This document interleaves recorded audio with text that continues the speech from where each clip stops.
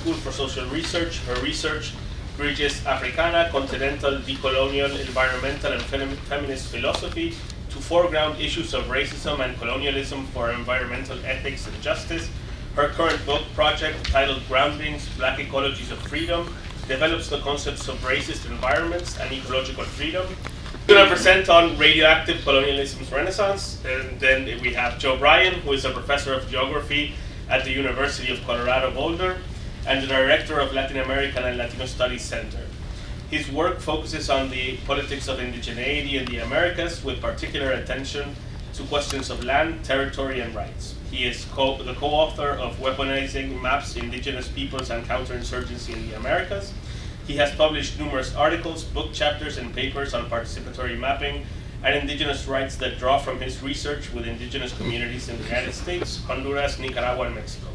He has also participated in mapping projects with the indigenous communities in the United States and Central America as an independent consultant, and he will be presenting on, the title of his presentation is On Colonial Grounds, Indigeneity, New Territorialities, and Anti-Colonial Geopolitics.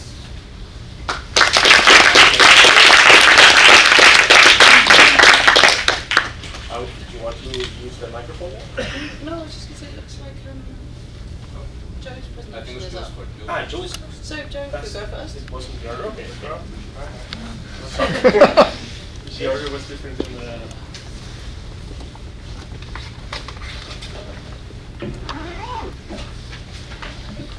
Okay, thank you, first of all. Thanks to the students at the New School who have let us in to give this piece of the conference inside the encampment.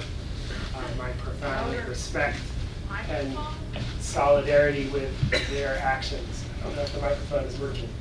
Yeah. You have to lean into it close. Okay. Sorry. All right. Gymnastics here. Also, it is commonplace now, as you all know, to acknowledge the lands that you're on. In this case, the Lenape lands. Too often times, the land acknowledgements are like, we took the land from you, we're sorry. Maybe we'll do something down the road.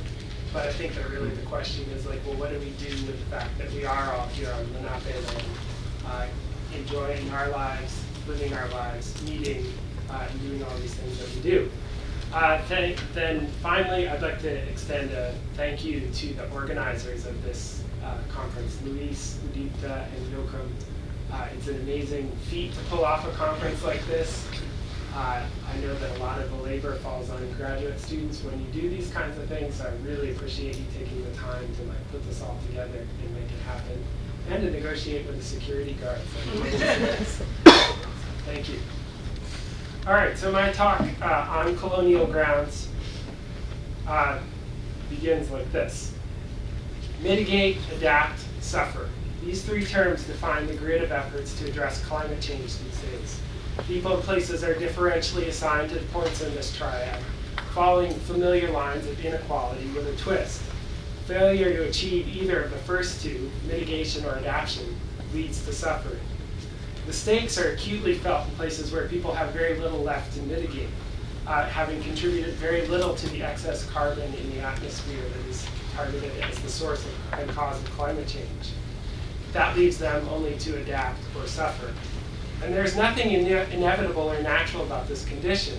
It is an arrangement created historically by a specific form or mode of human society that is generative of particular ideas about climate, nature, and the human. The edges of this universalism or totalization are not always visible in the models, the science, and even the critiques of climate change that dominate most of the debate or our understandings of the current ecological crisis. They are, however, visible once you start to think or start from somewhere, someplace, even if that is only the starting point or a node in connections that extend well beyond the horizon and invisible. For my purposes, I want to think with colleagues and friends in the Sierra Norte of Oaxaca as a way of reframing this question of adaptation. From there, adaptation is not just adjusting to a new, uncertain climate. Instead, it snaps into focus an antagonism between particular forms of light and their worldly effects. The goal, in other words, to borrow from the Zapatistas, whose words are deeply entangled in the Sierra Norte, is how to make many worlds possible. Un mundo donde quepan muchos. Doing otherwise risks adapting to the wrong nature, deepening the inequalities of colonial capitalism. One of the axes of power that structures current understandings of climate change is the separation of humans from nature. Climate change does not so much break this separation by casting humans in the abstract as a planetary force in shaping nature. Instead, it refigures it, but in a deterministic way often. If humans have changed planetary nature, they must now adapt to the limits of that nature. The terms are, of course, always asymmetrical, pitting expert knowledge of climate, nature, and nature that shapes the goals and practices of adaptation against the situated experiences of those who must adapt, or else. One common rejoinder to that adaptation that comes from indigenous peoples is often to say that indigenous peoples already know or possess the knowledge or the experience about how to adapt to these changes and, in theory, solve climate change and the ecological crisis with it. That argument does really important work, but part of what it is saying is that recognition of indigenous territories is essential to adaptation, creating the space or worlds for relationships, human and otherwise, necessary to surviving any future change. That recognition, however, is also framed in terms of colonial difference, and I think that we heard some of this on earlier panels today. As such, whatever justice it offers should be judged against how it reinforces colonial structures and powers. It might get us back to a different relationship with nature, even as it reinforces an understanding of the human, echoed by efforts to cast indigenous rights in the language of international human rights. Regardless of the tactical importance of that move, it's not enough for the kind of indigenous resurgence that will carry alternative futures. So just where I'm talking about, I'll be talking a lot about this range in Oaxaca. This is a classic state map produced by the Mexican government that neatly divides a highly multilinguistic, highly diverse space into these neat bounded territories. It's a complete fiction, like most maps, but it does have important material consequences that I've I talked about in other work that I've done. Today I'll be talking mainly about this region that's known as the Sierra Norte. The important things to know is that all of the municipalities in this region, there are 68 of them, are all governed by traditional uses and customs. That means they are all governed, for the most part, by assemblies that involve everyone that lives in that community and echo some of the politics that Carlos was talking about in the previous panel. It's also a highly linguistically diverse region. There are, in theory, 3 different languages, Chinantec, Zapotec, and Mije spoken there. Zapotec alone has at least 5 or 6 variants in the Sierra Norte, and it's oftentimes more than that. So my collaborator that I do all of this work with, and I should have acknowledged him earlier, Keanu Cruz, he speaks one variety of Zapotec that informs my discussion here, but that variant doesn't always translate or is not always intelligible to people who speak Zapotec the next valley over or the next ridge over. So we're constantly working between Spanish, English, and Zapotec in our conversations. That's what it looks like more. All right, so I'm going to plot this talk out through sort of 3 figures. And the first one that I'm going to start with is the storm. Conversations about climate change in the Sierra invariably combine a mix of observations with uncertainty. Though the topics can vary widely, rain is frequently mentioned, often in relationship to the movements and distributions of air or wind and water that are in turn linked to changes in temperature, heat, and cold.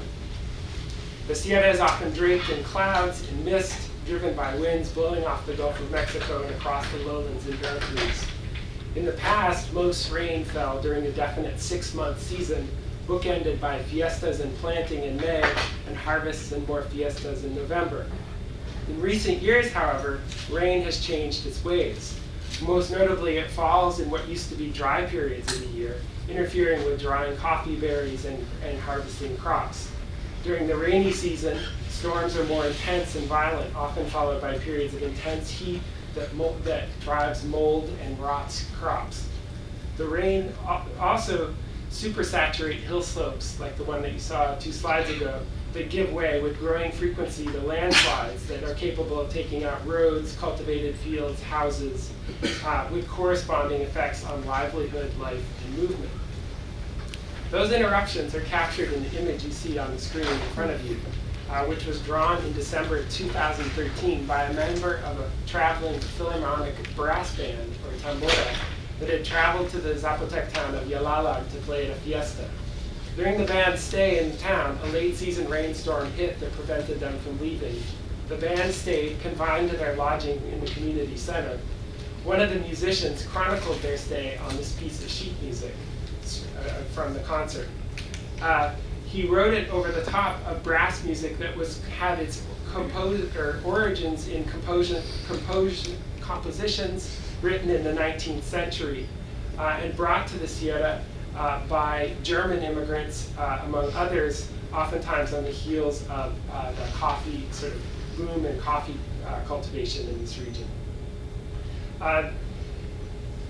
Music was, among other things, meant to be a civilizing force, something that could bind together communities who spoke this dizzying array of languages together, binding them not only with each other, but also with the coffee growers, and by extension, the nation with liberal nationalism that was taking hold in Mexico in the mid-19th century. But it wasn't just music and coffee either, as I'll talk about in the next figure that I'll engage with. It was also private property that came to parcel out communities that had been collectively organized under sort of a neo-feudal arrangement coordinated by the Catholic Church, but not entirely dominated by the Church. Each of these elements was taken up unevenly across the Sierra. Where they were, however, they were often reworked collectively. And among other things, now the Sierra is known for its brass orchestras that play at every fiesta, small and large, but also travel to the city of Oaxaca, Mexico, Los Angeles, and beyond. Rains, of course, get in the way of bands. They impede movement. They take out roads. Something that is captured then here by the fish that the artist drew over the top of the music. The painting was gifted to the hosts, who framed it and hung it on the wall of the community center, where we found it hanging in 2018. This image invites curiosity. Our host told us about the storm and the band, though neither of us can tell whether he mentioned climate change explicitly. It was certainly present. The storm was enough to make the connection without mention. The image, however, was more direct, connecting the music with the sea, the liberal aesthetics of tempo and notes, with the fingers and breath of the Sedano musicians who played in the midst of the storm that would later delay their movements. All this in a mountain range where people talk of storms so powerful that seawater occasionally falls from the sky along with fish, leaving dead vegetation in their aftermath. I'm not in a position to judge the veracity of those accounts, but instead I think that they help train us how to think about climate change in this region. They get at the sort of movement or fluidity of transposed notes that rise and fall with fish, octopus, shrimp, and sharks, as you see here, but also bubbles and rain, each moving in different directions. Beyond this image, then, the meaning that both my collaborator Kiato and I got from this was a sort of an insight into a way to think methodologically in ways that rupture the divisions between people and nature, between colonial differences and boundaries.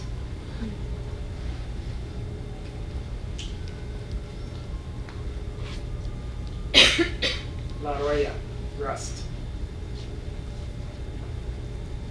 Along with music, German immigrants brought coffee cultivation to Mexico in the 19th century. Coffee is, of course, synonymous with colonialism, especially in the Sierra, where it arrived backed with efforts to dissolve communal land tenure and turn it into private property. Communities across the Sierra turned back this privatization, a move that was often read as a sign of their conservatism, as they're siding with colonial forces. In practice, things were much less clear. Coffee, in part, captures that indeterminacy. Often introduced by force, communities quickly adapted the plants to their communal land practices, and coffee became a part of the communities in integral ways. So long as communities could control the production, coffee's land and labor requirements fit reasonably well within this life. By the mid-20th century, small producers in communities in Oaxaca, Veracruz, and Chiapas were producing as much as 2/3 of Mexico's total coffee exports. That era came to an end in the 1980s with the dissolution of the International Coffee Agreement, negotiated between producers and consumer countries in order to keep prices stable. The Reagan administration in the US led that effort to dissolve the ICA, allowing coffee prices to float on the free market without state interference in an early kind of neoliberal reform to international trade.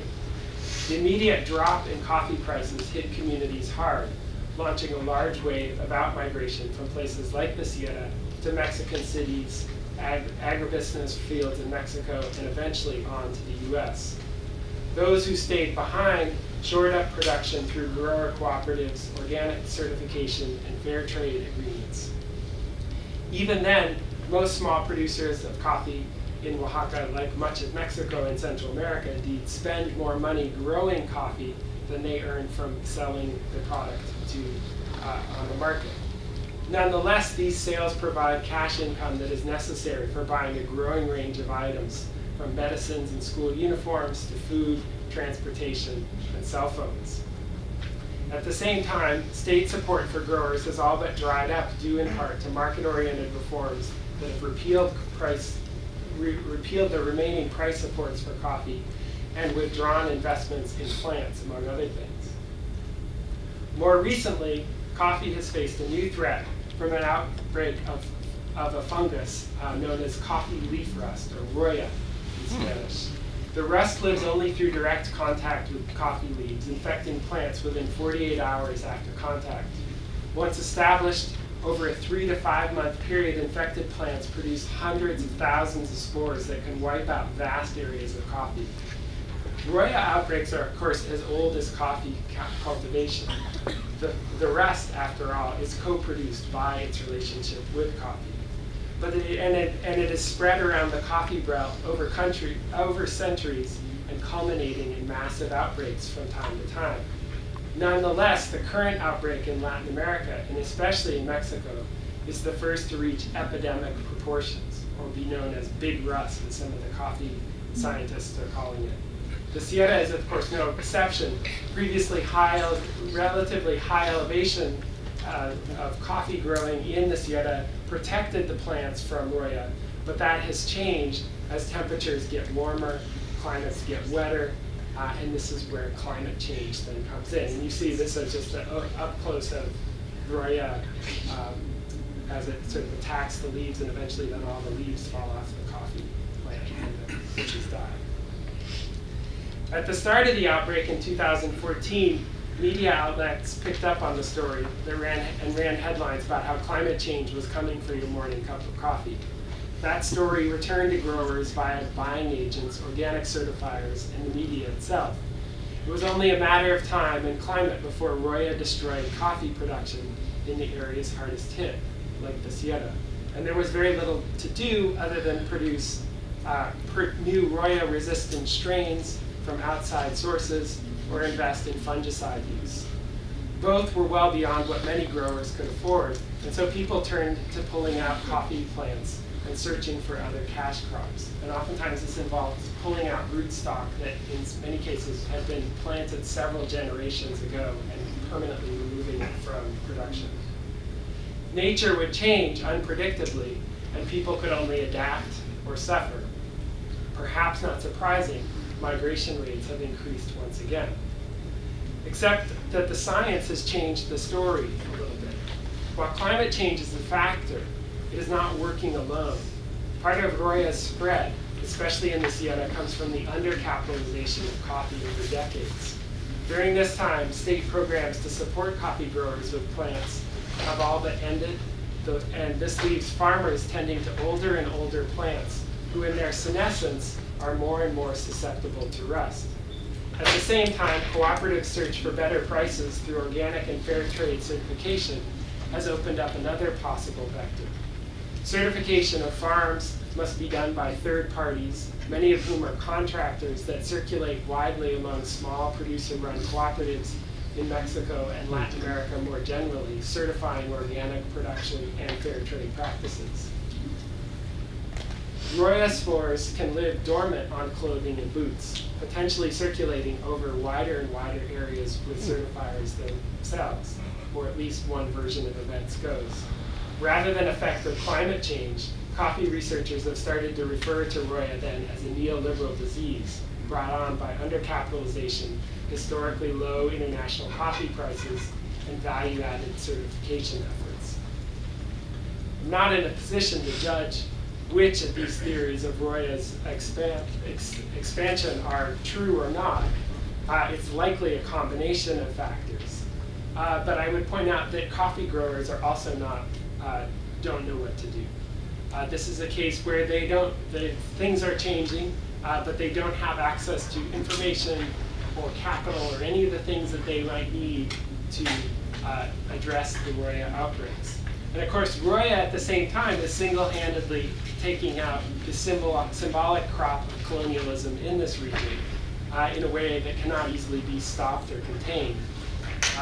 There are current aspects, aspects of the blight that are simply too big to stop, leaving people wondering what to do. At the same time, farmers are trying to figure out how to live with Roya. Increased access to the internet via community-established cell phone and internet services are one resource, but often the information is confusing and contradictory, as I just said. Better to say goodbye to coffee, many people say, and look for new cash crops, like in things like cacao or sugar, to replace coffee. Migration.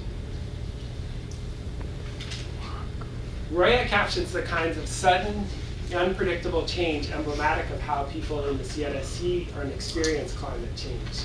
Those changes mix familiar, recognizable shifts with uncertain outcomes. What will replace coffee? Will crop yields continue to decline? For a long time, migration has been one adaptive response to these questions. During the colonial era, it could mean providing labor as tribute to nearby mines or even on sugar plantations in the plains that stretch towards the Gulf of Mexico. Today, it can mean going to study in Oaxaca City, work in Mexico City, pick strawberries in San Quintin, Baja California, process chickens in Mississippi, landscape in New Jersey, or work construction in LA, or end up, I'm sure, somewhere in New York if I spent enough time looking for people. All of these places are sometimes referred metaphorically to by people in the Sierra as going to the desert. The desert simply means everything outside of the Sierra, and it's a play on words that reflects the fact that they are going to a place where you cannot live off the land. You need to live off wages. But it always requires its own set of adaptations to survive, whether that's adjusting to the realities of waged work, the circuits of immigration that involved with crossing the US border, or existing out of sight in agro-industrial landscapes.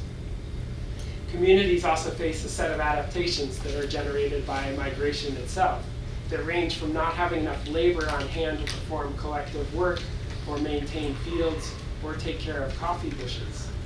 Remittances from migrants can help offset this to a certain extent, allowing community members to hire laborers or pay for town improvements. But even then, it's not enough. And this is a crisis that communities have confronted for some time, searching for ways to coax enough food and cash from milpas and coffee sales to ensure the reproduction of their communities. At the same time, lack of labor can mean that milpas are replaced with forests, or herbicides are used, or fertilizers are used to do jobs that were once done manually.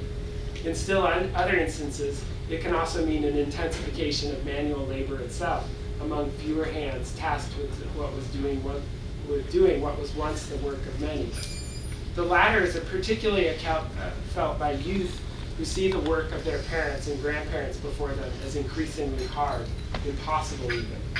It's a sentiment that's summed up by the refrain that there is no future in the campo, there's no future in the countryside. Migration, short-term, long-term, or permanent, can seem like the only option. climate change reinforces this narrative of an Earth that can no longer provide a natural end to indigenous worlds that fits with the narrative arc of Indigenismo in form, if not in content. Its overall effect is one of racialized dispossession. I'm going to skip over that piece to give Brandy more time. Migration, however, is never so unidirectional. Even people who leave to make their homes elsewhere, they oftentimes continue to return for visits or send money back to cover family expenses or contribute to communal works. The community is made through these connections, entangled with all that might be considered place-specific or indigenous. New territories. One of the goals of adaptation policy is to stop mass climate-induced migration, a way that has increasingly been used to frame discussions about migration, saying it has nothing to do with capital, it has nothing to do with crises of labor, it has nothing to do with racialized abandonment. It simply is a matter of changing climates, pushing people out of their homes. The overall effect is also one of a racialized territorialization that not only preserves capitalism's uneven geographies, but also deepens colonial hierarchies. In much the same way, carbon mitigation schemes attempt to trap carbon, both symbolically or literally, in forests in the Sierra increasingly. And that's what I can. So you see a profusion of maps like this on apps delivered by the Mexican government now, designed to kind of say where natural capital is in form for speculating on carbon markets and ecosystem services. Characteristically, this natural solution to excess carbon comes with no mention of how that excess carbon came to be, or even a detailed understanding of how it circulates, or how a smokestack in the United States could possibly be connected to a tree in Oaxaca. It can only be modeled, not unlike the maps that conceive of indigenous territories as discrete entities bordered by cultural differences. It's doubtful if either arrangement of people or trees ever existed outside of their representation, though that does not prevent efforts to make the world look more and more like the map, to make the forest look more and more like the carbon credits assessed by satellites. The storm, the rust, migration, they all transverse this idealized space and complicate any attempt to see a natural order. What's more, each hints at the way in which multiple territorializing projects intertwine in a way that brings a new antagonism into focus. Territorial definitions of indigenous cultural differences intersect with efforts to separate natural matters from social concerns. Splitting from ecology from politics is always a question of power. Many, but certainly not all, communities in the Sierra articulate a counter to this politics with the phrase making community. The phrase could also be interpreted as commoning in the sense of fostering connections or relations. It's linked to the idea of commons as an object of governance and social formation, but it also gets more at the practice aspects of the relationships that make it possible. Over decades, Serranos have fought against efforts to dissolve their commons through parcelization, conservation, and extractive industry. At the same time, the institution of the commons itself cannot be extricated from earlier forms of colonization, especially those associated with the Catholic Church.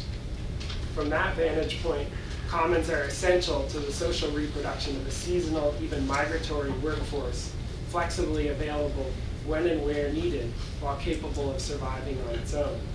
Adaptation policies reinforce this arrangement. They also proliferate the sites for accumulation of capital via markets and ecosystem services and conservation of watersheds. Each of these provides opportunities for economic integration of communities via labor, land, and resources. Making community, or commoning by contrast, references an active effort of assembling or orchestrating relations that combine physical location with a form of taking hold or occupying that space that is oftentimes generative of collective identities. Brazilian geographer Carlos Walter Porto Gonçalves describes this process in terms of new territories produced in reference to spaces produced by social movements in the Brazilian Amazon.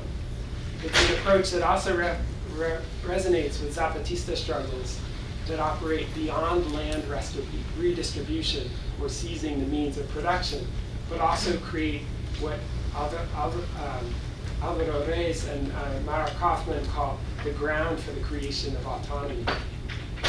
Making community in the Sierra functions as a similar form of autonomous territorialization. Seen from this vantage point, the climate crisis is not simply an environmental disaster that can be solved with the familiar refrain of mitigation and adaptation, any more than it can be addressed through preservation or restoration of ecosystem functions.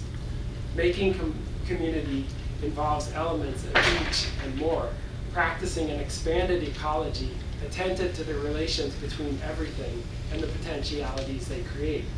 Rather than a practice of what has been, it is a practice that is attuned to what is becoming, as frequently described by Zapotec people in terms of this net that you see here that's used to hang fruits and vegetables and tortillas in houses. It's woven together from fibers from agave plants, maguey plants, and it expands and contracts as you weight it with things, such that each of the nodes or the knots becomes more prominent in this space, at the same time that it is not a space that is defined externally by some sort of systematic organization. In fact, it deflects, it changes, it shifts as weight and pressures are moved onto it and as knots are tied.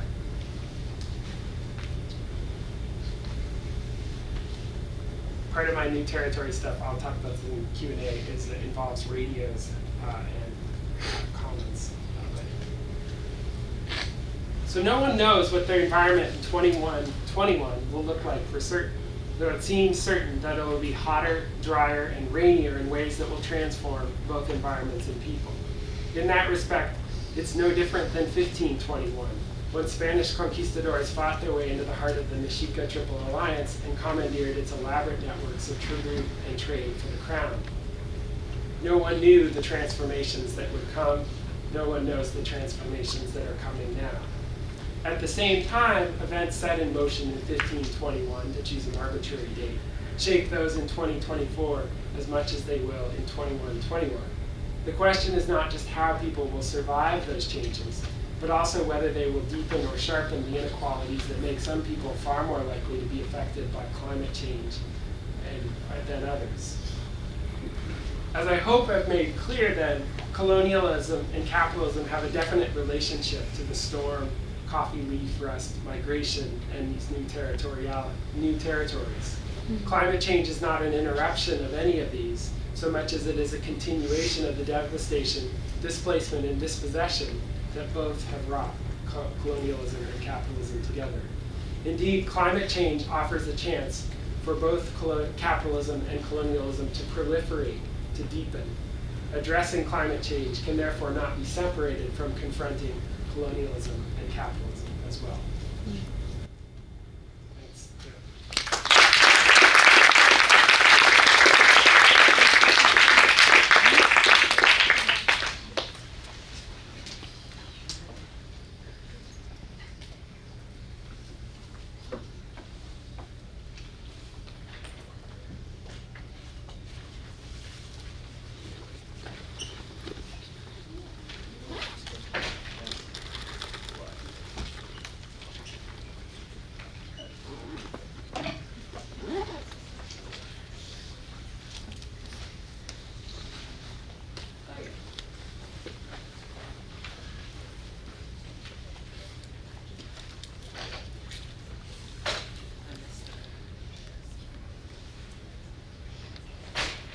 Okay, hello.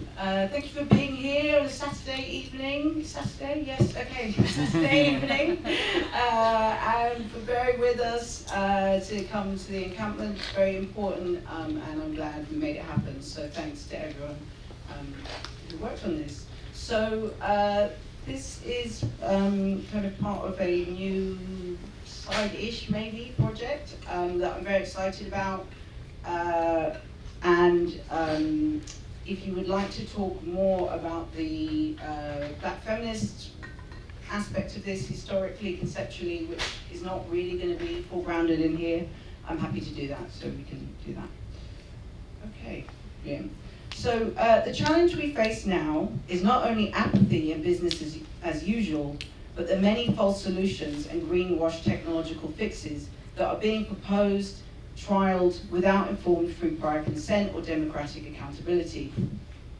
We can predict that these fixes will only intensify the violent relations of power and capital that are driving us at breakneck speed through the gates of hell, and will proliferate a range of new unpredictable risks.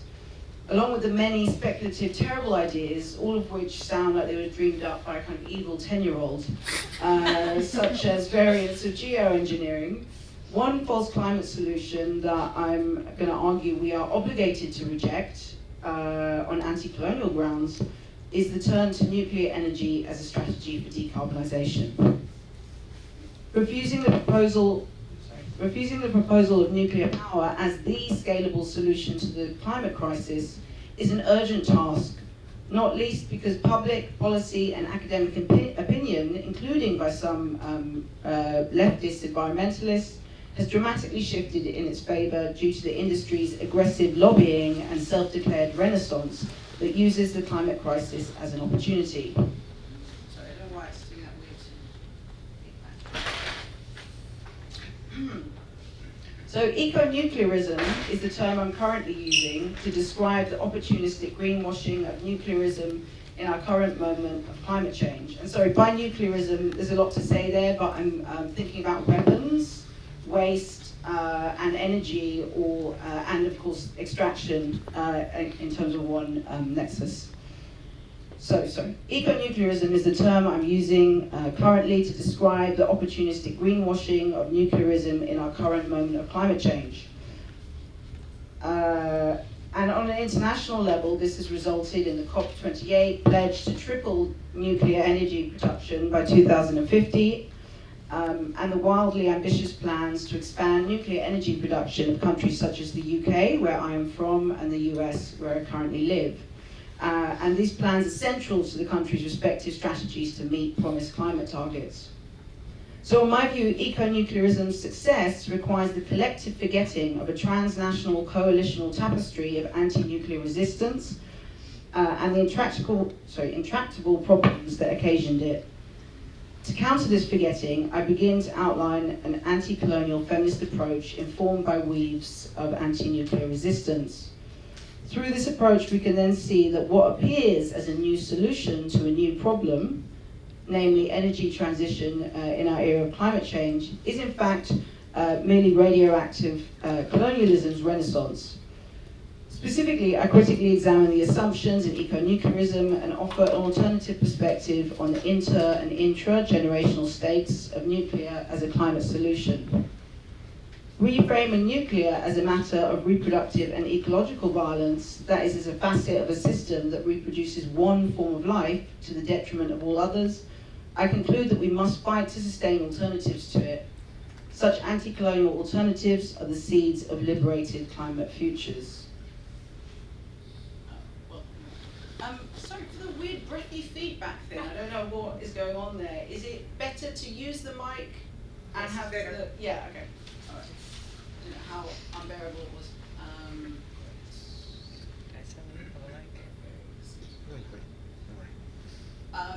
I won't spend long on this slide, but this is that pictures of a Brazilian former supermodel who is a nuclear influencer. It's one of the many kind of, you can check her out, profiled in Time magazine. Okay,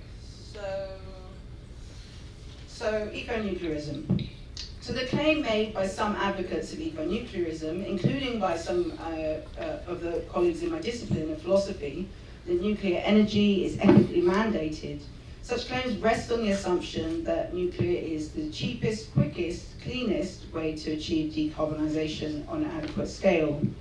I can merely note here the widely documented facts that nuclear spectacularly fails on all these accounts, and if you want to get into that more, we can. From the perspective of many eco-nuclearists, the so-called risks of nuclear are justifiable since they will lead, supposedly, to the long-term consequence of climate change mitigation, sorry. Such risks quote unquote, and the unshakable problem of waste are often justified by appeal to a utilitarian ethics that, as Stephen Gardner has shown, is misleading, not least because the so-called greatest good is determined by the use of a narrow cost-benefit analysis lifted from classical economics.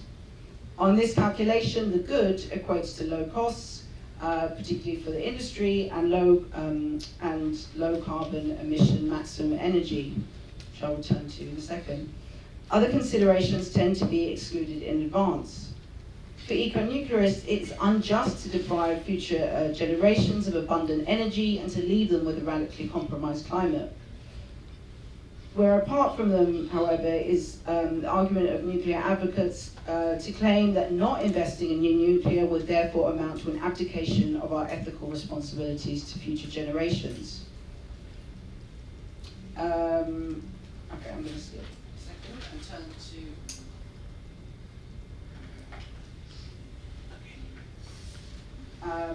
I'm going to turn now to anti-colonial feminist perspectives on nuclear.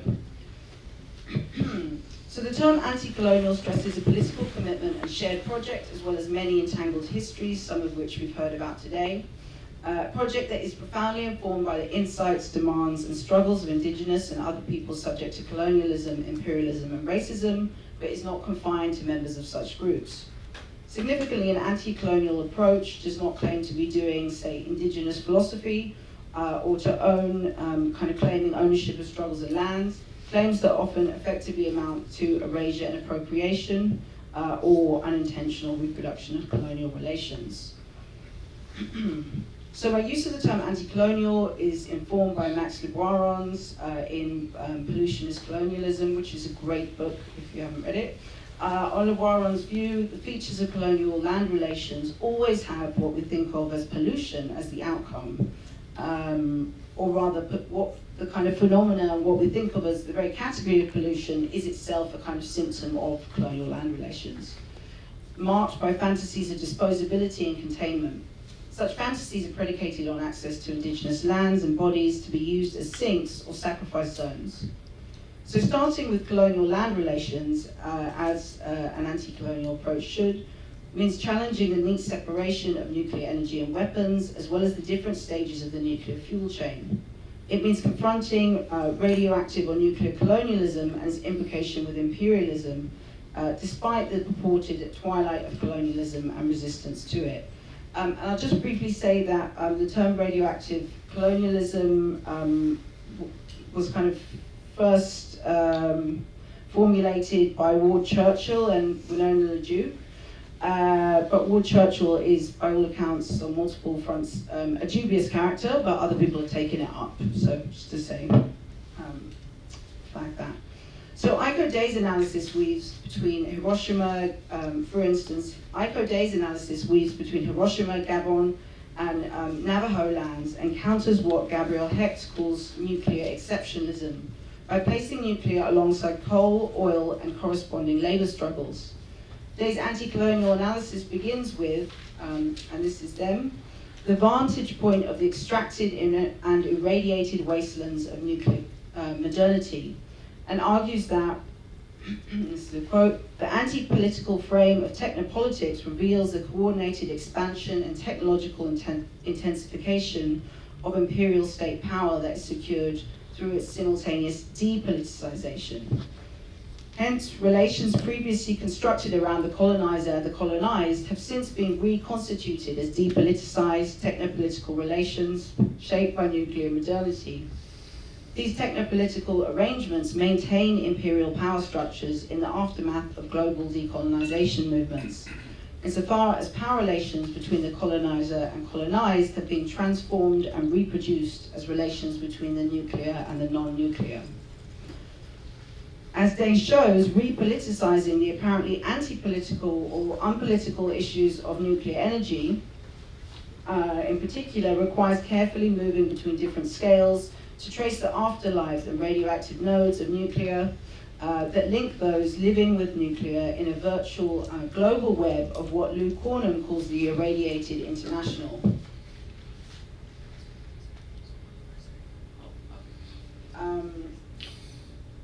Yes. This violent web that is also for Luke Hornham the kind of a virtual web of potential internationalist resistance. The violent web that links the irradiated international emerges from heteropatriarchal colonial land relations, imperialism, and anti-black racism. And so on the left, sorry, I haven't put captions, on the left, this is an image of one of the bombs detonated by France in the Algerian Sahara. I think that was in 1960, but this actually continued after Algerian independence. And that image is from Samia Henny, who does brilliant work on Algeria and nuclear colonialism. On the right, you have a map of the kind of movement of the fallout from these tests.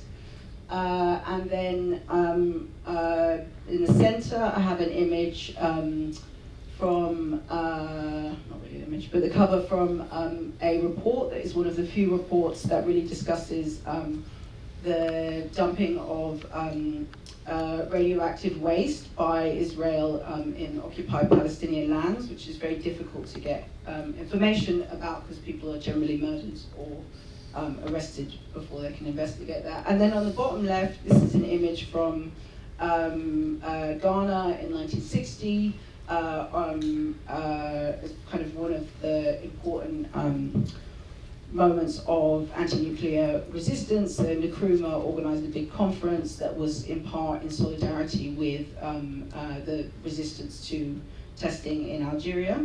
And just one other thing to add for this kind of web is the resistance to the first detonation of the bomb in Algeria was also something that a delegation from the US, particularly of Black Americans, they went and tried to reach the Sahara in order to stop this detonation. So this is just one example of the kind of webs of something like the Irradiated International, both in terms of webs of colonial violence, land relations, imperialism, but also resistance.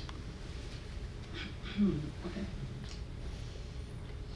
And we might also think about, just one other example, the Congo and the assassination of Lumumba, which was at least in part in anticipation of or resistance to Lumumba's attempt to stop the continued extraction of uranium from the Congo. And that a lot of that uranium was also used to build the bombs that were dropped on Hiroshima and Nagasaki. Sorry. Okay, so, and at the same time, we can understand the Irradiated International as a constellation of points of a largely forgotten counter-history of transnational, coalitional, and feminist anti-nuclear movements. So I've just given you a few examples from. And one that includes, as I said, I've been very excited by discovering the anti-nuclear work of many foundational Black and self-identified third world feminists, including June Georgian, Barbara Smith, and Audre Lorde. So if anyone wants to talk about that as one kind of other weave in this web,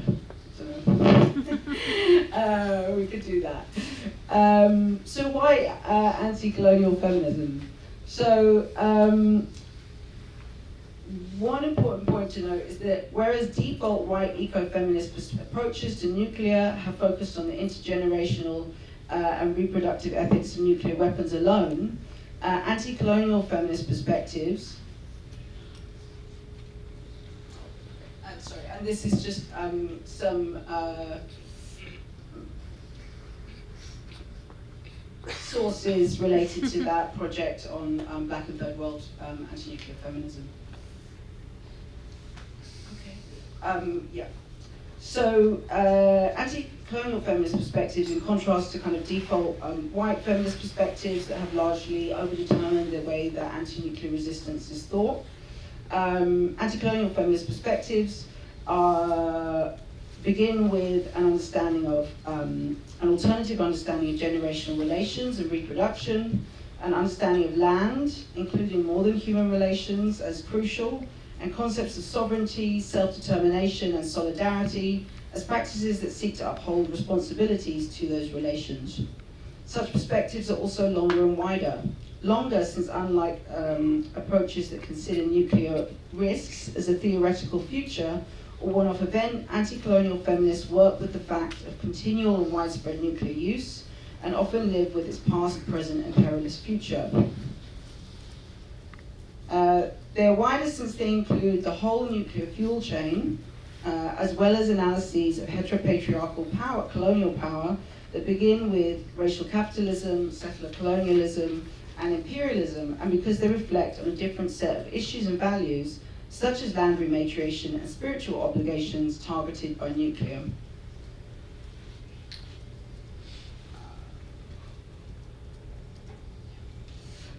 So let's be clear.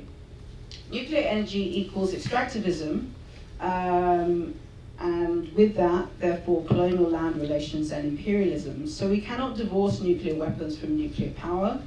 And as Anne Sisson-Runyon notes, the same nuclear fuel chain upon which weapons rely would remain intact and balloon as more and more non-nuclear weapon states adopted nuclear power. That nuclear fuel chain runs from uranium mining to nuclear power and weapons production and testing, as well as the resulting nuclear waste, for which there is still no known, not even hypothetical solution or plan. While apocalyptic visions of nuclear war suggest indiscriminate destruction, the relatively non-spectacular fuel chain is highly discriminatory, end quote. And these are just some images from WARN, Indigenous Women's Movement, Women of All Red Nations, and particularly beginning to produce information about the effects of radiation on reproductive health. But that's framed as well in a more kind of expansive, I think, interesting sense. So, okay, starting with the mines, with the denuded, disemboweled, irradiated land and the near decimation of all it sustains, we cannot forget that nuclear entails the extraction of a finite resource that remains radioactive for many thousands of years, arguably incalculable periods of time for human sense of temporality. Reckoning with the abandoned mines and the uncountable open piles and streams of radioactive tailings, with the man camps, the missing and murdered Indigenous women, and other related forms of gender-based and sexual violence, with the global trails of interspecies and generational illness, the premature and often horrific death, it's hard to know whether to laugh or cry in the face of claims that nuclear offers a green, sustainable, net zero energy source. So one explanation for how such claims seem plausible is that from Niger to India to Canada, uranium is on indigenous land. And in addition to mines, facilities at various stages of the nuclear chain are overwhelmingly sited within or near BIPOC communities, discounting the realities of the nuclear fuel chain as a whole, and by extension, those who have to live and die with these realities, is a prerequisite for greenwashing nuclear.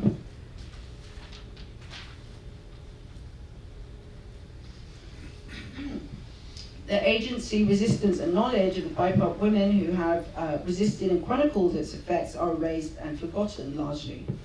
And luckily for the industry, this erasure is relatively easy in a world which disqualifies such women from epistemic credibility.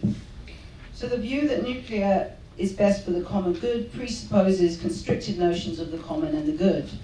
Indeed, the fallout of nuclear on BIPOC women and children is not coincidental. Nuclearism is inextricable from the reproductive futurity of colonialism and imperialism. Nuclear has been tied to the imposition of dimorphic gender, a narrow model of nuclear family life, and associated patterns of proper conduct and consumption. Patterns that require abundant energy that was supposedly going to be supplied by nuclear power.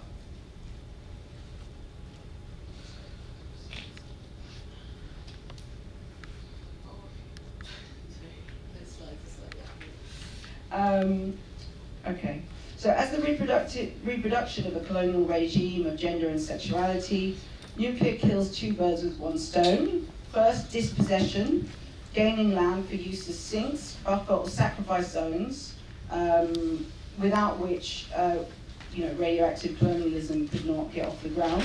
And this serves the second end of genocide by attacking and undermining indigenous and non-normative forms of kinship, gender and sexuality, community power and organization, as well as associated forms of land tenure and relative autonomy through wildly harmful and health effects, nuclear works effectively as a eugenic measure that supplements other strategies such as forced sterilization and family separation.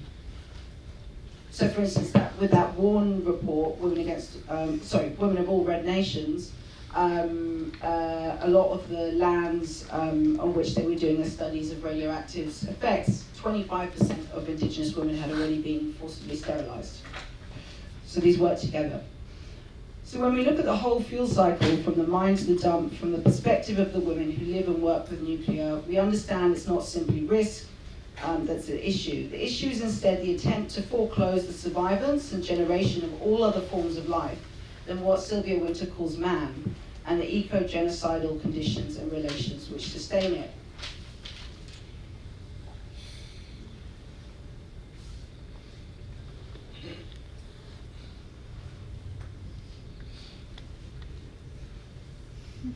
This is a real image from Time magazine in 1950s, nuclear family prospecting, where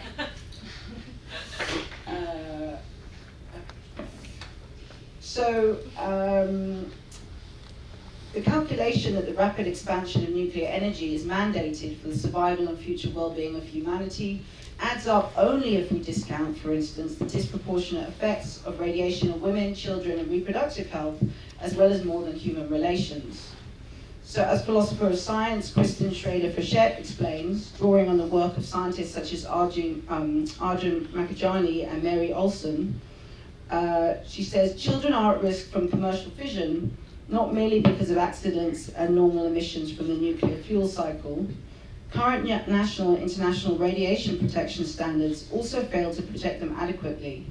In fact, for most pollutants, children are at roughly 10 times higher risk than adults because their organ, metabolic, and detoxification systems are not fully developed, end quote. Okay.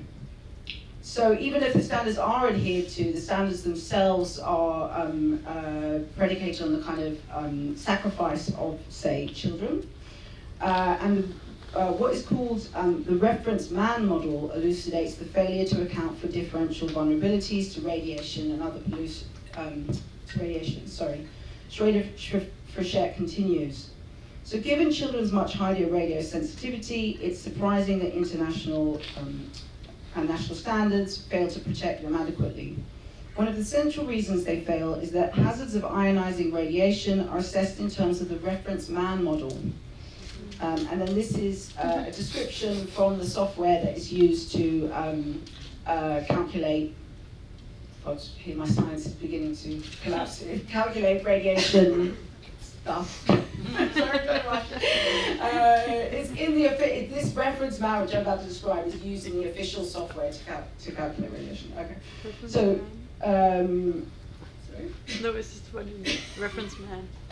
So reference man, who is used in the software, is defined as being between 20 to 30 years of age, weighing 70 kilograms or 154 pounds, 5 feet 7 inches in height, and lives in a climate with an average temperature from 10 to 20 Celsius. Sorry if you convert that temperature. He's a Caucasian and is a Western European or North American in habitat and custom. In fact, the reference man model is built into the main US computer program, here we go, ResRad, used to assess radioactive risks after remediation of radioactively contaminated sites. Okay, these only focus on male cancer risks, although women's cancer risk is roughly 50% higher when both receive the same radiation dose. And it also ignores non-cancer harms. And these include genetic defects, immune system damage, blood diseases, spontaneous abortion, birth defects, higher risks of neonatal mortality. Okay, I'm going to stop there. So the use of the reference man has weighty implications for the nuclear question specifically and for possible climate futures more generally. As normative threshold of concern and figure of ethical and political salience, it's a concrete manifestation of what Sylvia Wynter calls man too. In brief, this is the way of being human that overrepresents itself as the universal. It represents the interests, needs, and values of its current form of existence as the interests of the human species itself, and discounts the ethical and political standing of anything else. So on Wynter's account, man has been imposed as the norm and zenith of what it means to be human. She argues that this genre of the human is at the root of the problems of nuclear warfare and of the anthropogenic climate change generated from mass ecocide since 1492, which is the date she gives the colonization of the Americas. And in Wynter's more recent work, The Threat of an Unparalleled Catastrophe for Our Species, a phrase borrowed from Einstein's pronouncements on the bomb, that she borrows, remains, but is threaded into a global and species-wide narrative of the existential threat of climate change. And at the base of these threats, she argues, is the genre of the human man that pursues deathly ends it mistakenly believes are necessary for species survival. Addressing climate change, then, for Wynter means departing from the onto-epistemic framework that is its driver and transforming our sense and practice of what it is to be human in fundamentally different terms. Otherwise, our solutions, such as nuclear energy, risk deepening the problems we purportedly seek to address. So anti-colonial feminist perspectives suggest that meaningfully responding to climate change requires reconceptualizing and centering reproductive justice and generational ethics as the ground for the struggle for alternatives.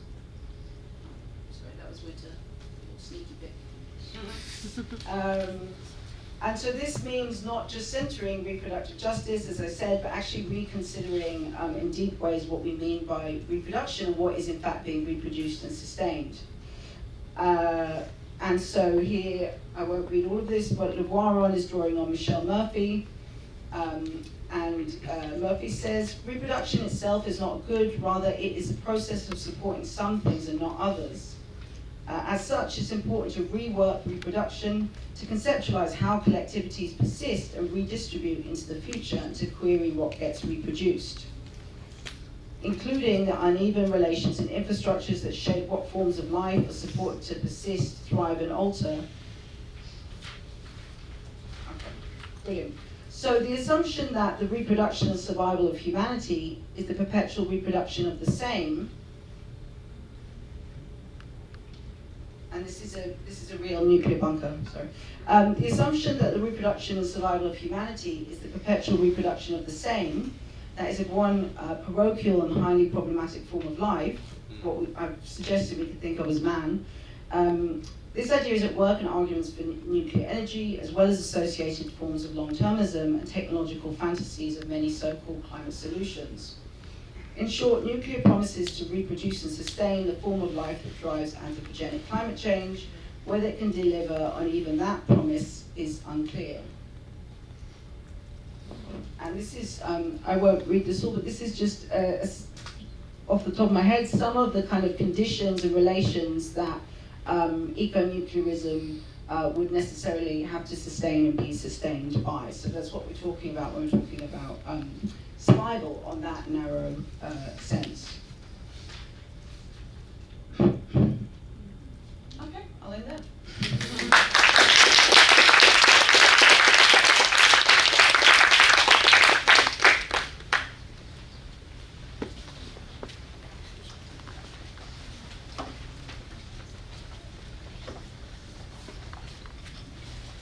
So we're going to open it up for questions, as we have been doing before. Just raise your hand.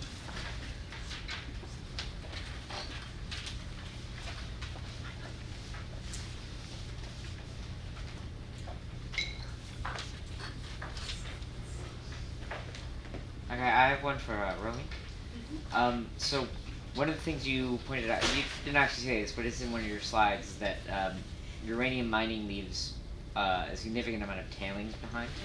And one of the things you did allude to is that a lot of the uranium that was initially mined in the Cold War comes from Africa. And so I'm wondering, since a lot of African countries are no longer extracting uranium, but they still have the tailings, A, has there been, given the increased interest in nuclear energy, has there been sort of an interest in processing the tailings, which obviously would be massively environmentally impactful? And sort of a follow-up, do you know how those communities have adapted to the presence of tailings?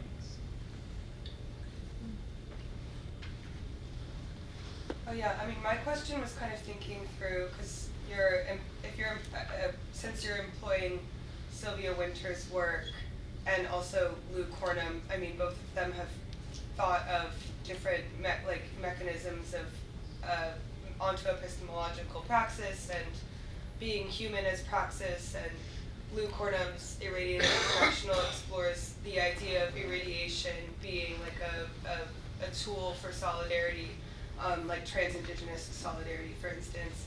And I'm curious, given this permanence of like radioactive isotopes in our environment, and what Shannon Cram is speaking to in her recent book, like impossibility, in the sense that like we can begin to try and engineer a remediation process for radioactive contamination, but ultimately we need to begin grappling with the fact that it is impossible.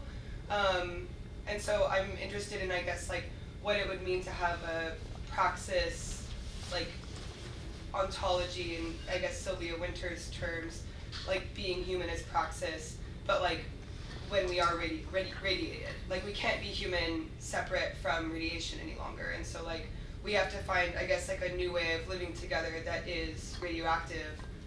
And I'm wondering if you would like be interested in thinking through that. Do you want to start with those? Yeah. Okay, so I'll start with the second question. Yes, so that is very much, in fact, I didn't read, but just so where I ended this on the kind of earlier version was, I said, instead of a renaissance of radioactive colonialism, we need to develop forms of responsibility to our already existing bad relations, which is what I borrowed from Navarone, and nuclear progeny. How we care for them now is serious, if not fully knowable outcomes, etc. So exactly that point that you raised, which is so important, which is one of the challenges, and I think one of the things particularly kind of indigenous anti-colonial feminist perspective opens up is the fact that it's hard to reckon with, that this is, even if we stop all forms of uranium extraction now, there's vast amounts of nuclear waste and at various stages of the process already here, and they're not going to go anywhere. It's actually hard to conceive of the kind of temporalities and also the effects and the movement. Like even we saw that little map that was from the detonation of a bomb, but that it's not even site specific. So yes, so I feel like that's one of the kind of really interesting, actually philosophical questions that is also related intimately to practice and how people are living in terms of forms of reckoning with that, and then what does that mean in ways that also shifts us further from a kind of anthropocentric perspective, and as I said, is I think really, really interesting on multiple levels and crucial.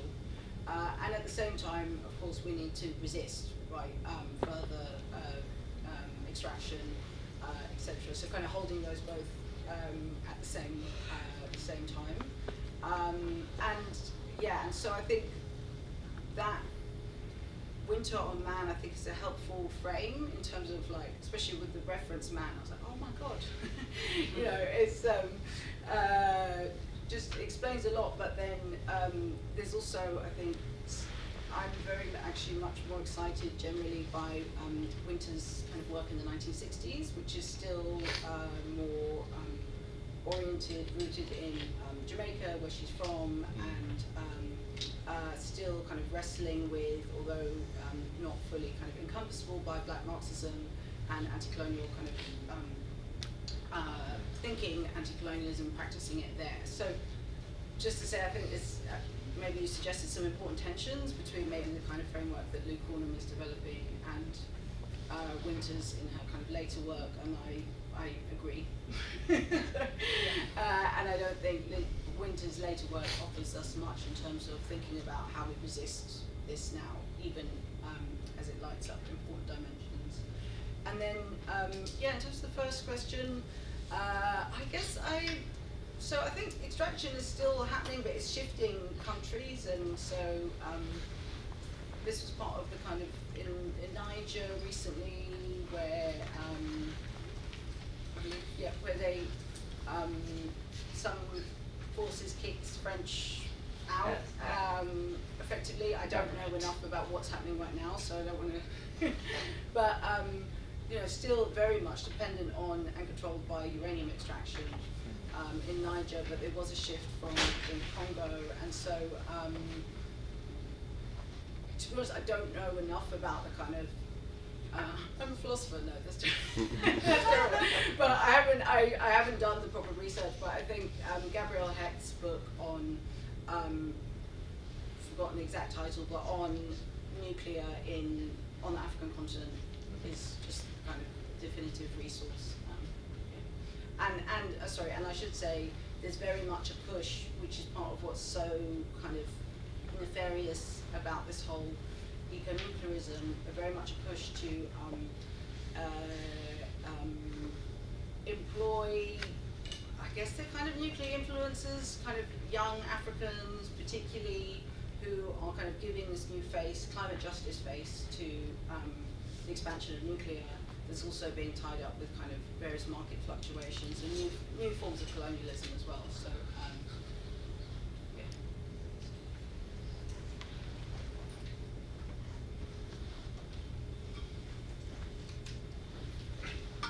Hey, thank you both. I think that I have the same, a general question with particular thing for each of you, but I think that the general question is, which is the anti-capitalist perspective, right? I think in the panel on Marx, it was clear that we were thinking in terms of socialism, and I think that in ecological terms, we see more clearly a divide between a more traditional socialist approach or an approach that, in a sense, go in the other direction, the growing, or that kind of perspectives. So the general question is, which is the alternative that you see in that big divide? If this implies, in energetic terms, the growing, no? If it's not the socialist future in that sense, and in particular, Joe, if I follow your argument, you were underlining a lot like the autonomic logic of these communities, right? And with the reference to Zapatism and that. And there, I mean, all my respect and admiration to Zapatism, but I'm a relatively skeptic of the outcomes. I mean, Zapatism's rise in arms, and I think that there's a military component as a condition of possibility of their autonomism, but also was not their first political attempt, right? The first declaration of the Black and Jungle, I guess, there was a war declaration against the state. No? Then you have a moment of negotiation with the Mexican state, and autonomism appears as a third option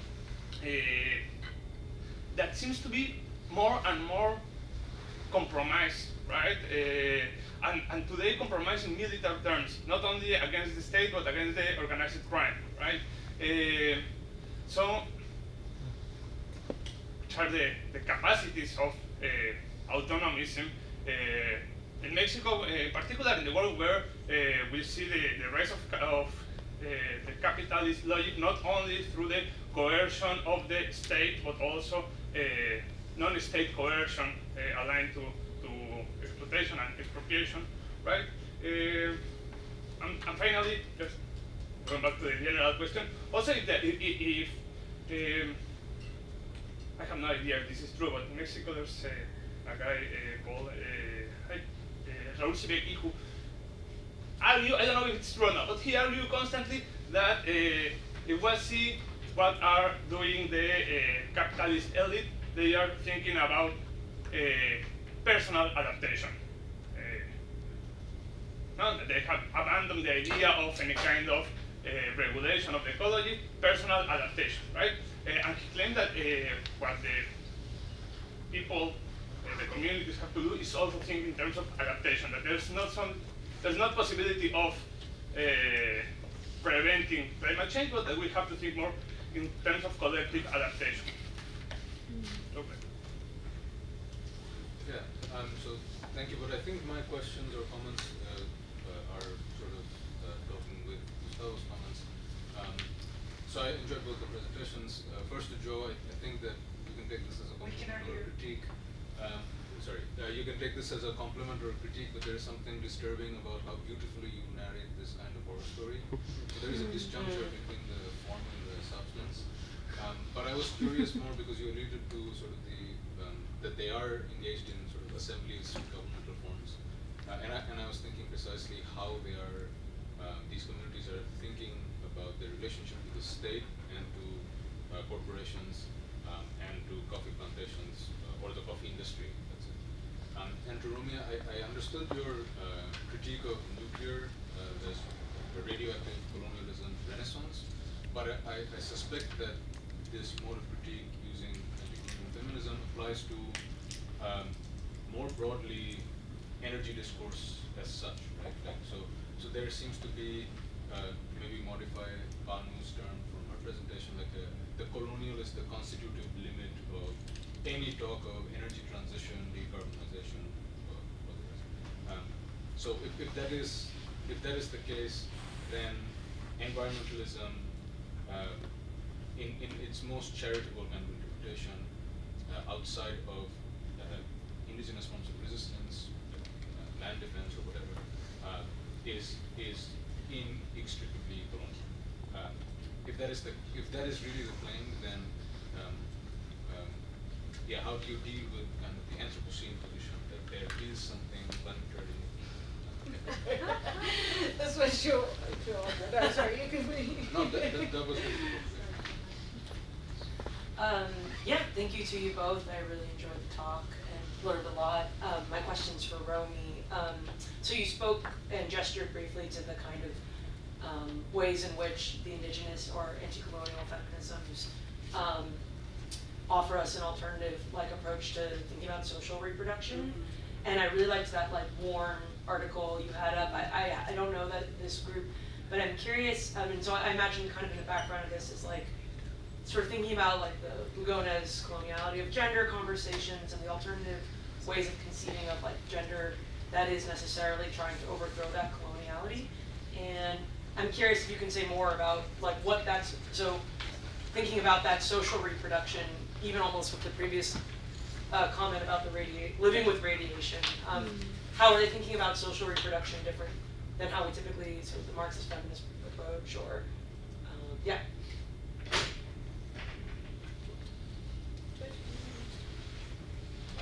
Sure. First, the anti-capitalism piece, I struggle with that all the time. And you're right that it's not as clear, it's not explicitly there in the way that we might hope it to be. It can be drawn out, but I'm still part of thinking with and holding yourself accountable to people where you're working puts the brakes on how far do I push things beyond where the conversation is, and I'm still I'm not at a happy landing place of that. So you're voicing a discomfort that I have with this work as well. I think also the same with Zapatismo. I mean, Zapatismo is it's a running joke right now. People of my generation are all the Zapatista generation, and the younger folks in a lot of the communities are whatever. That's your old guy stuff. And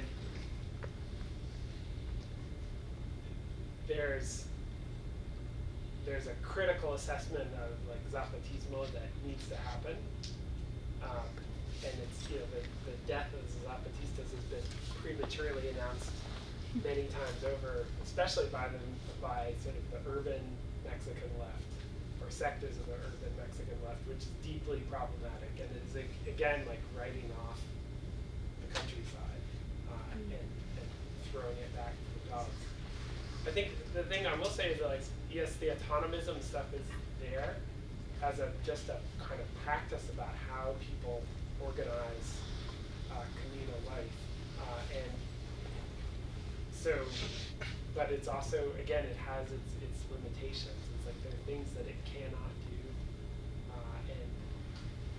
or that it runs up against, just its limits continuously. And I think this is one of the things that with climate change or any of these things is like there are things going on that are nobody knows what to do with, right? And how do you sort of face that uncertainty? And so much of the kind of inertia that's there is to face that uncertainty with like getting people, you know, Winter will talk about getting back to the wrong man or a reference man. You can do the same with nature as well, as kind of getting back to the wrong kind of nature. And I think I dropped that into the talk a little bit. So it's how do you look towards something different? And I think this is where, you know, I draw a lot of thought from Elizabeth Pavanelli's work as well around the governance of the prior and what are sort of worlds that are still yet to come. Beautifully written horror stories.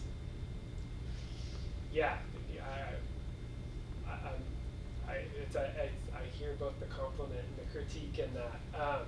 I think one thing that I'll say, and you know, obviously I presented this, so this is my voice here, but a lot of the words and the phrasing and the images are all worked through with my collaborator. And so there's kind of a collective or a combined aesthetic that's there. And I both of us kind of struggle with that. On the other hand, it's like we don't need another like victim story of like hapless Mexican peasants. Like, you know, there's lots of those out there. And so how do you kind of how do you tell a different story there that is not doesn't fall into the kind of fall victim to those horrors, right? Because there is, I mean, there's a lot of awful things going on in this thing, but there's also these other things going on too, and like how do you hold those two things in tension? It's not a totally satisfactory answer.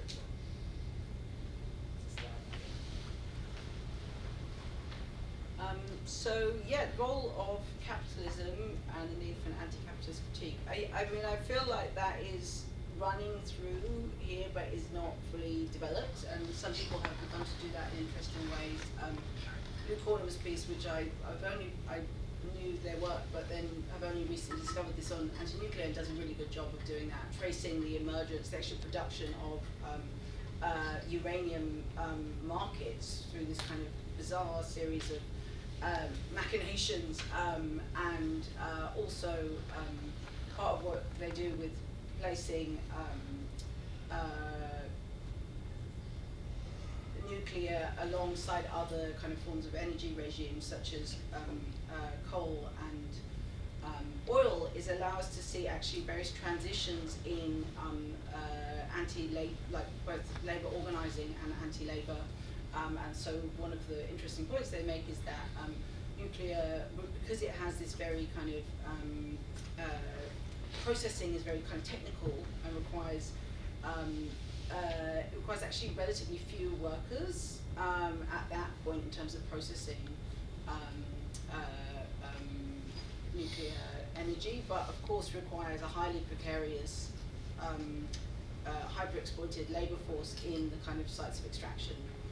So anyway, just to say, they do a really great job, at least as one example. And I think it's really important. I mean, we also need to remember, of course, that the USSR first innovated the term sacrifice zones that was then picked up by the Nixon administration. And in part that was for zones that had been irradiated beyond kind of repair. So, I think it's important to think about seemingly, or to say non-capitalist formations that maybe still entail colonial land relations. And so that's something that I would really want to stress, and I think is maybe a tension, although a lot of the, indigenous or self-described native feminists that I'm interested in and engage with, although a lot of them would self-describe as anti-capitalist, they maybe would feel less easy with socialist, in part because of relations with land and sovereignty that might get erased or flattened in some kind of national state formation, even a socialist one, and we have examples of that. So I think just to flag that at least this is the argument that Le Boiron makes, is that colonial land relations can exist untethered from capitalism, although of course they come together in really, really deep ways. So, yes, okay, there's a lot more to say to say there, but I will not say more on that. And then, oh god, sorry. I can't remember all the questions, sorry, they were all really good. But in terms of social reproduction, how is it different? Adrian and Gómez. So people like Eve Tuck are more who I'm thinking analysis of gender with Sandy Graham, oh my god, Joanne Barker and others. So mostly indigenous feminists who provide amazing analyses of how colonial gender has worked to dispossess land, particularly, and so that's really their emphasis, which is kind of there in the Gómez, but and they trace that in various ways. So I think it's an important emphasis to keep in mind. And in a longer version of this, I kind of end by gesturing to some different ways of thinking about reproduction. So that was a kind of through line that got buried because not time, but is we not only need to centre what we would think of as reproductive justice and matters of reproductive health, but actually I think these perspectives fundamentally shift what we think of as reproduction itself. So, and so I look at this in a few different ways. For instance, Sylvia Winter in Black Metamorphosis looks at the commodification, if that is even the right word, of life, beginning with enslaved women under chattel slavery, and the idea of literally reproducing something in kind of what she reframes as generation, which is for her both spiritual, is part of kind of, there's a lot to say, just drawing on Bakhtin to think about this as a whole new frame for temporality, our relations with more than human life, etc., that all get kind of effaced in an understanding of birth, pregnancies, reproduction. And then with Le Boiron, I'm thinking about bad relations, right? So what do we do with nuclear? It's out, it came from the earth, it's not going anywhere. We actually need forms of responsibility that are deeply intergenerational and complex, as we do have with our various forms of relations who might be really dodgy, harmful people. But how do you work? Well, we have family members maybe who are harmful in some ways, who are maybe not what we would have picked, but then what are forms of obligation and responsibility to those relations? And so Le Boiron is thinking about that with what we think of as pollution particularly. And so I take that up, and then the final one is thinking with Heather Davis, who works at the New School, who has a brilliant book called Plastic Matter. And Heather Davis there takes up this question about inheritance and responsibility, and develops an idea of toxic progeny, again as another way of thinking about forms of life and responsibility that trouble human. So we have at least 2 more questions. Do we have time for one more round? But I think that's going to be the last one. So yes, Gary.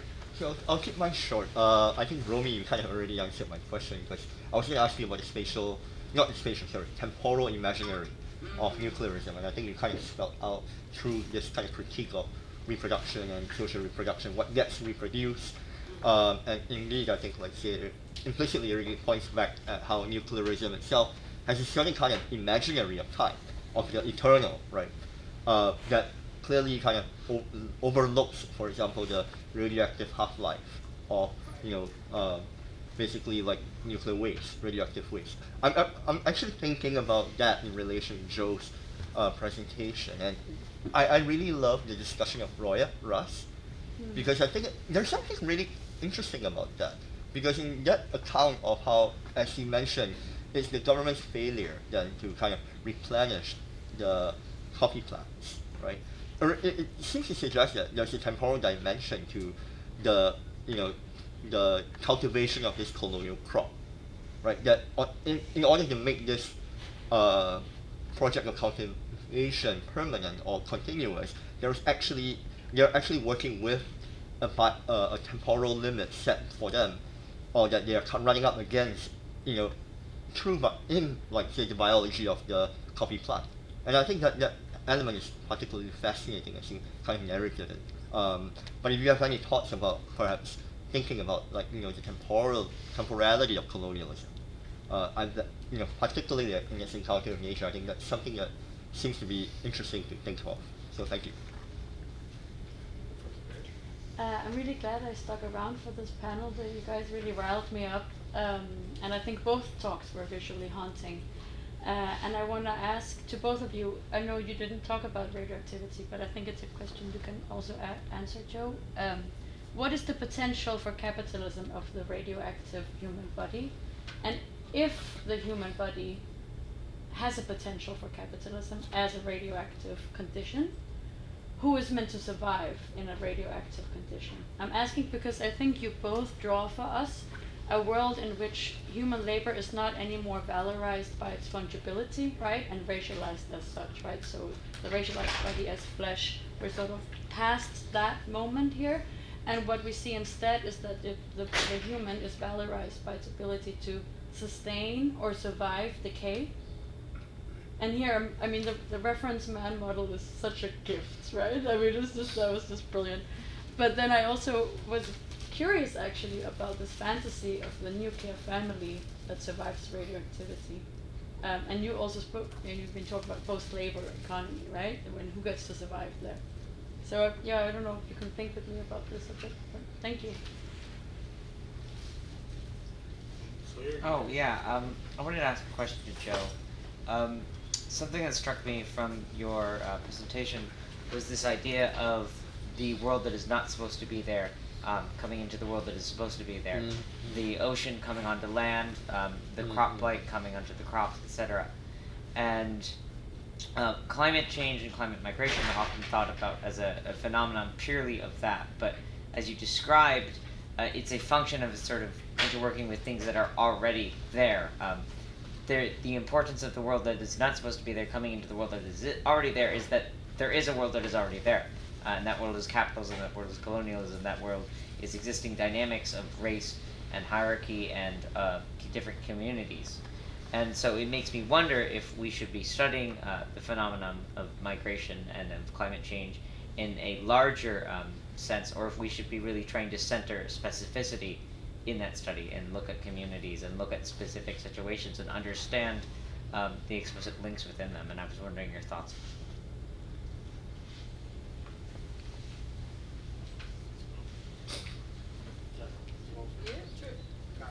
Yeah, okay.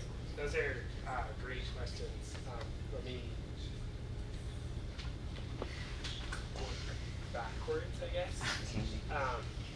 No, I think that exactly what you're saying, like the things that are not, the world that is not supposed to be there is all of a sudden there, but it's already been there in some way, and I think that's, so, I mean, I'm in a geography department that has got a whole wing of it that is just climate scientists, and they look at all of this stuff through models and through data, and they see the big picture, or a version of the big picture that completely bleeds out all these questions about capitalism and colonialism, literally and figuratively. It is just not even there. It's not visible. But yet that in turn gets used to dictate, like, well, this is what these people in this particular place should do. So, yes, there are big stories to tell, but I think that, you know, they have to be situated stories, right? They can't be, or they can't be take this kind of God view on everything, right? And then model everything and run that through there and then drop in people as variables if they happen to factor at all. On the other hand, there's a real weakness, obviously, to looking at these things in very particular places, in the sense that they don't always scale up. Although I think there are ways to do that by connecting them and elucidating these connections.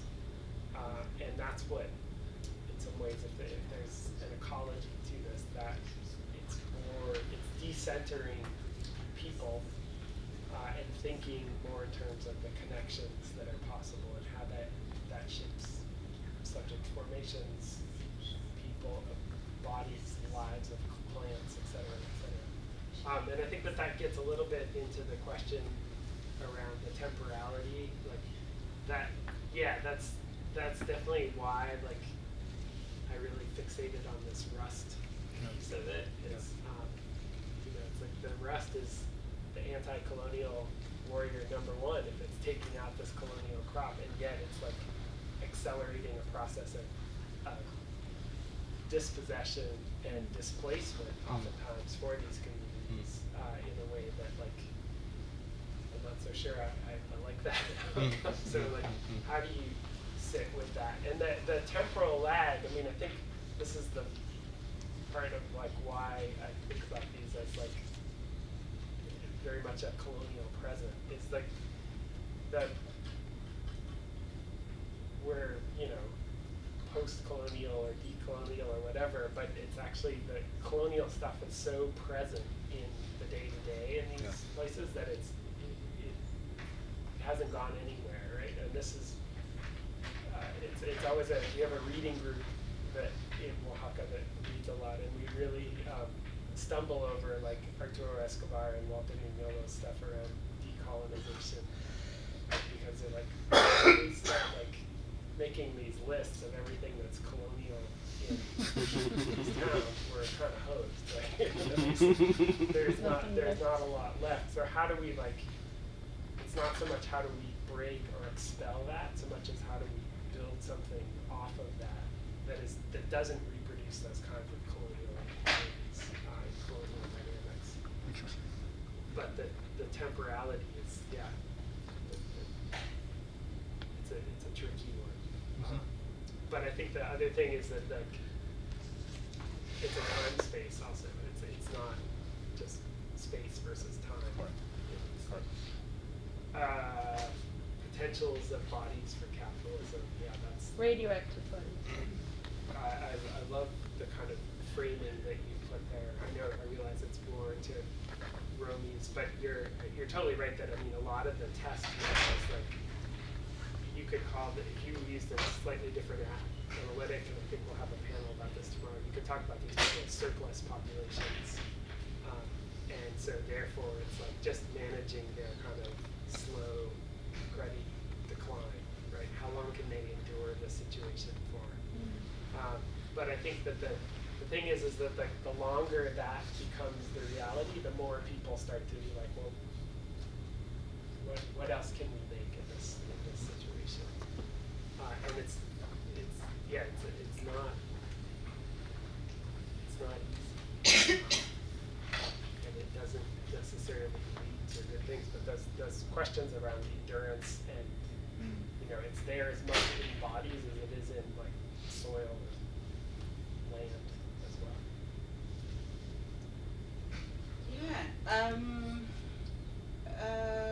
What's the potential for the radioactive, I mean, in so far as it's exploited, what's its role in, is that kind of what you're asking? Is there a potential? I mean, that's what I mean. Okay, Is it yeah. just that it endures and then eventually perishes, or is there something that capitalism wants from the radio? Is there a reason to make the body radioactive for capitalism, if so to speak? I mean, yeah, I'm not sure. I mean, one thing I've been thinking through recently is returning to Audre Lorde, and she worked in a factory that produced X-ray equipment when she was young. Interesting. And the only people who worked in it, apart from the foreman, were black and Puerto Rican, it says. And any kind of use of protective wear was decentralized. Because it was the rates of production had to be so high to earn anything like a wage was so Audre Lorde of course battles with various waves of and dies of breast cancer, and for her she saw those things at least as related, if not, you know, of course she didn't know cause and effect, and of course often many cancer treatments and detection also involve nuclear in some degree as well. You know, the kind of massive markets and profits around illness and death. So this is just one example, but at least of kind of the way in which irradiated bodies can be turned into nodes of kind of surplus through the kind of formation of new markets that are kind of, yeah, taking advantage of that in various ways, and also seriously, modular. The plan is to have new modular reactors that will be powered by AI. That will power AI, but the AI will also control the reactors. And in fact, you couldn't make it up. So this is one new plan. But of course, both of those require very few. Whether that is even possible, but that kind of vision is one in which there's very few workers. In terms of thinking about surplus populations and new forms of automation, etc. So what's the potential? I mean, there's many forms of resistance, including surprising coalitions that have arisen from this kind of irradiated international. And also, you know, to some extent, that is all of us. Obviously, some in completely radically kind of the spectrum, but so I don't want to dismiss, you know, the specificity of people who are at the really sharp end of that, but to some extent we are all irradiated. Thinking through, I think, particularly kind of unlikely, as I said, coalitions, and for instance like French veterans who were involved in the deployment of the bombs in Algeria that were used on Tuareg populations. Neither of those parties were actually like, we're both, I'll try and keep this brief, we're both misled in order to use them as kind of test subjects. So everyone in there was being used as a kind of lab thing, and so there's at least potential for, and sometimes people have got together kind of unlikely coalitions that are transnational, that include workers, mothers, civil rights activists, etc. So I think there's lots of potential. Also the potential of us becoming cell phones. I mean, human cell phones. I'm thinking the sci-fi, you know, while some populations perish, others get to be little machines, right? Like you see in films where you have the phone is coded into your hands. Right. Probably Elon Musk will soon become a machine and so on. So some people get to survive as machines in a radioactive future. Yes. That was what I was trying to get at. Yeah. The racial differentiation between who gets to survive by becoming machine other and who perishes. And that's, I mean, that's the image of the bunker that I had, the Avon Cosmetics bunker, is precisely that fantasy. I mean, I wouldn't want to survive in that bunker for very long. It's also a fantasy of control, right? That Yeah. will just be them left, etc. And like So, the uranium body. yeah, I think exactly that is the calculus, and increasingly more and more of the ultra rich are commissioning bunkers of various kind of bunker renaissance, Exactly. which gives a sense of how people are planning for things to go. But, yeah. Mm. We are wrapping up.